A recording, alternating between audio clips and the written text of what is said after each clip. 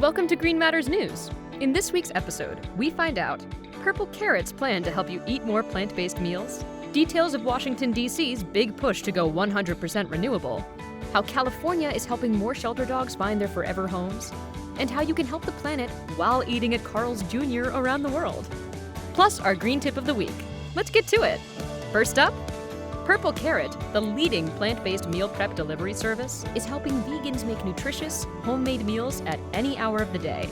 In addition to their dinner options, you'll soon be able to order extras like breakfast and lunch options to your deliveries for a small added fee.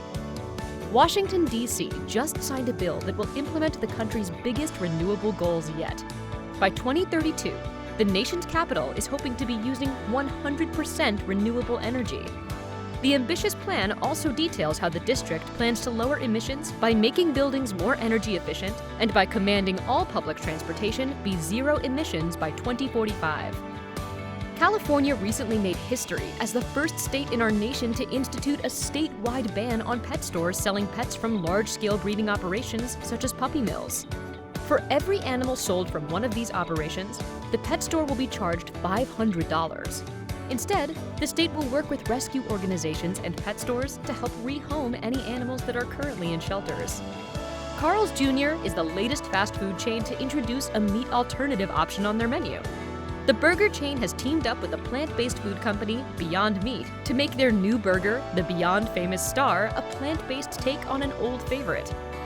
And for our green tip of the week, still holding onto your Christmas tree? Make sure you recycle it in an environmentally friendly way. Home Depots across the country will accept your Christmas tree once the celebrating is over, and repurposing the wood into mulch so your tree can give back to the planet instead of going into a landfill. And the whole thing is free of charge.